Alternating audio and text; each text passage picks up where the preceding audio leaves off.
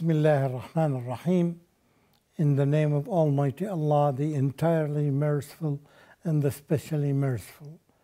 Dear viewers and dear audience across the whole globe, I greet you, all of you, no exception. I greet you by the best greeting that I, as a Muslim, have learned from my beloved Prophet Muhammad sallallahu alaihi wasallam, my beloved messenger Muhammad sallallahu alaihi wasallam. This greeting is so beautiful and so important in our life. It talks about peace. It reminds us all the time, even in our greeting, we should remember this greeting of peace, spreading peace. I am quite certain if we ask all humans, all of them would prefer to use this kind of greeting than any other greeting, because it addresses what we have in our hearts and minds. We want peace. In reality, this is the nature of humans. So it addresses our nature as long as we want peace.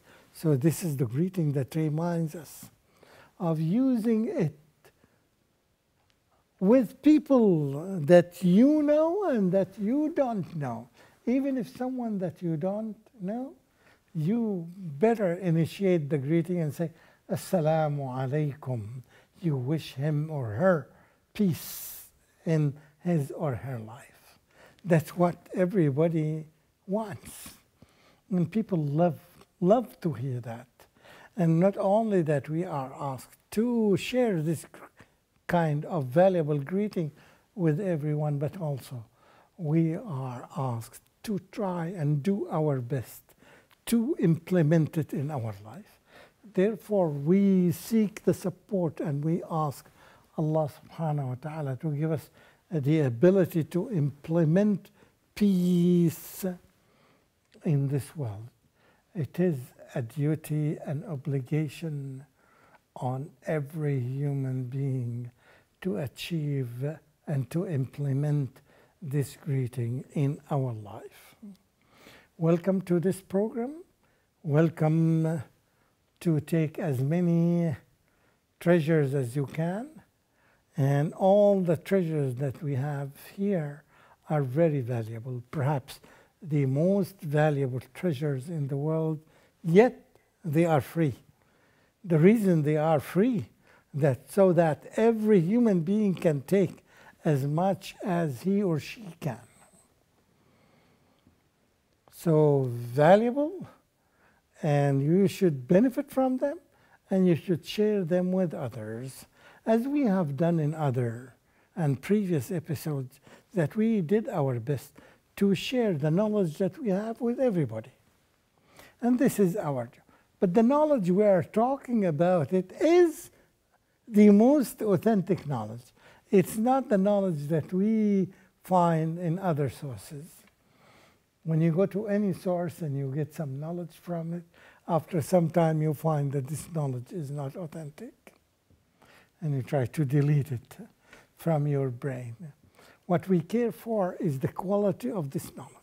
It is very authentic knowledge given to us by the most authentic source, by the creator of this universe and the creator of all the living creatures in it.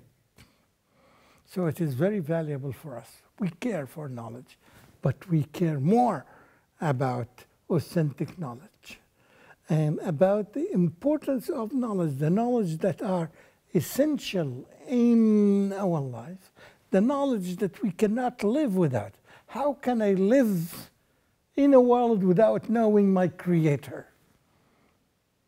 I have been created. Who created me?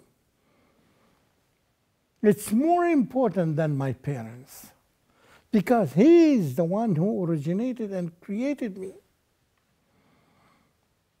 How can I live in a world that I don't know my creator? So this is very important, even the knowledge that we're talking about, the hierarchy of knowledge. And this is something yet many people don't care for that, because they have been deprived from being exposed to the words of Allah subhanahu wa ta'ala, to this great source that everybody should have access to. Now we have this opportunity is presented to us. This channel, thanks to it, gives us this opportunity to share knowledge, these rare knowledge, valuable knowledge that perhaps many of the inhabitants of this planet still don't have access to it.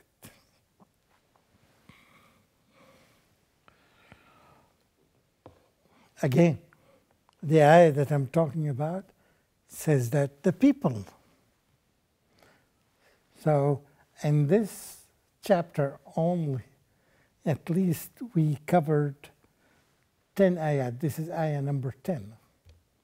Among those 10 ayat, at least 4 talks about mankind, talks about people, talks about humans. It doesn't talk about Islam. It doesn't talk about Muslims in particular. It talks to all humans. So this book is a global book. You don't find any other book similar to it. And I wish that you take it as a challenge. Try to challenge this statement that I say, and try to make search by yourself and see if there is any other book that talks more about human beings in general, not specific peoples or specific religion or a specific sect, which tells us that this is the book that I have been looking for. Anyone who reads it and who would understand it said, yes, I found it. This is the book that I've been looking for all my lifetime. Now it is available. We should not deprive humans, other humans, from this kind of knowledge. We are here to teach you to how to benefit from it and how to share it with other humans, because they have the same rights. They are. We share with others. We are humans. So we should share this kind of knowledge. It is very important. So here Allah subhanahu wa ta'ala tells us about the nature of mankind. Some of mankind, here Allah specifies them. أعوذ بالله من الشيطان الرجيم. This is ayah number 10 in the same chapter, chapter Al-Ankabut 29. This is how it reads in Arabic. أعوذ بالله من الشيطان الرجيم. ومن الناس من يقول آمنا بالله فإذا أوذي في الله جعل فتنة الناس كعذاب الله ولئن جاء نصر من ربك ليقولن إنا كنا معكم أوليس الله بأعلم بما في صدور العالمين. This can be translated as, of mankind are some who say by their tongue, we believe in Allah. But if they are made to suffer for the sake of Allah, they consider the trial of mankind as Allah's punishment. And if victory comes from your Lord, the hypocrites will say, verily, we were with you, helping you, we were helping you. Isn't Allah best aware of what is in the breasts of the mankind and jinn al-alameen? He talks about the issue of Iman and talks about the knowledge of Allah. Two important issues. Some people think that belief is just a matter of saying it by your tongue. I am a believer. I have believed in 2003. They just say it by their tongue. It does not reach the level of putting it into action. It's just words. They say it without really applying it in their life. Some people, they believe, or other words, they claim that they are believers. But if they have been tested, again, this links us with the first ayah in the same chapter. If they are tested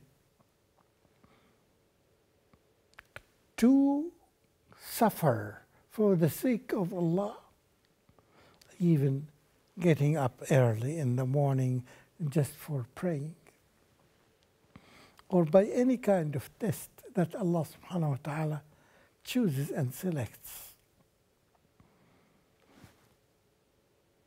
they don't do it. In other words, they are some sort of hypocrites. They say it by their tongue, but they don't apply it in their life.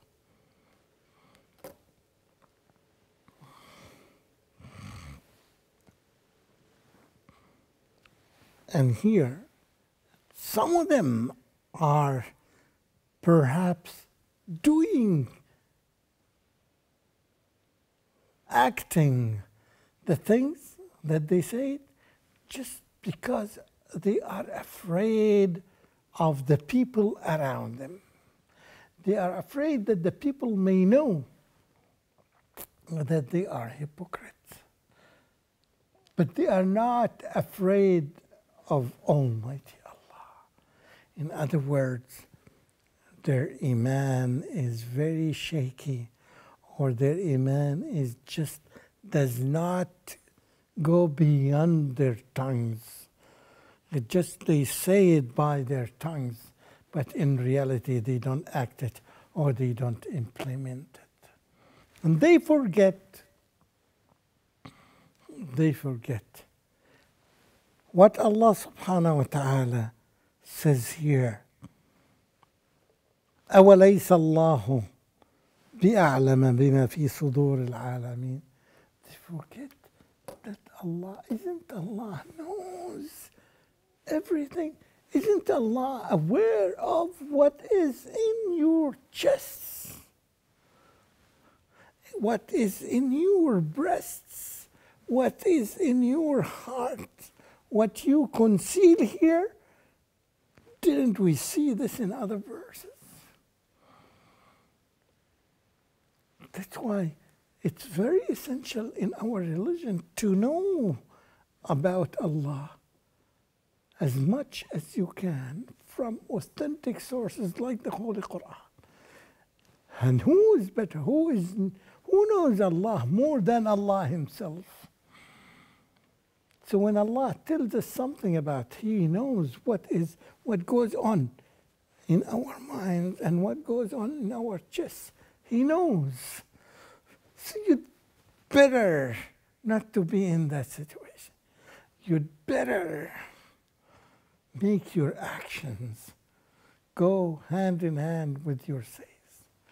Don't say something and do something else, because Allah subhanahu wa ta'ala knows what is in your mind, what came out from your tongue, and what came out from your actions.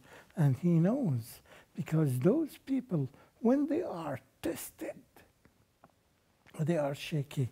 And the completion of the ayah, وَلَئِنْ جَاءَ نَصْرٌ مِّن رَبِّكَ لَيَقُولُنَّ. If a victory comes from Almighty Allah, if support comes from Almighty Allah, and they pass the test. They said that we were with you. Weren't we with you? Thinking that Allah doesn't know what is in their hearts, judging by appearance only, because people don't know what is in our hearts and what thoughts go on in our minds. They only hear our sayings, our tongues, and they see our actions. What is missing for human being is what goes on in our minds and in our hearts. But Allah knows. Therefore, there are other ayat that tell us, and Allah knows, and you don't know. You humans don't know, but Allah knows. Because Allah is not a human. Allah is the Lord. Allah is the Creator. He knows everything. So you can deceive any human, and humans can deceive each other. This one can deceive the other one, because no one knows what is in our hearts. They see the words. They see the statements. They sound beautiful. They are okay. Perhaps they applaud for it. But what is in the hearts and what is in the mind, only Allah who knows it. So therefore you have to be very, very careful.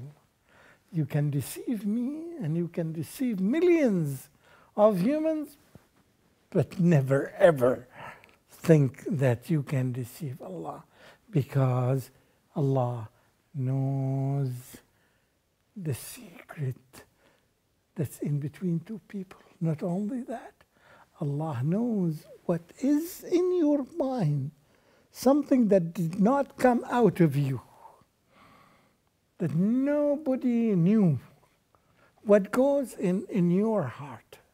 Nobody knows about it, but Allah does. Oh Allah, we ask you to increase our knowledge about you, Allah, and to make us among those who fear you and who know you well, so that you would never fall into this trap of the Satan, into the trap of hypocrisy. And we ask you to make what we say agrees with what we do and agrees with what we have in our minds. We ask you, Allah, not to make us among those hypocrites.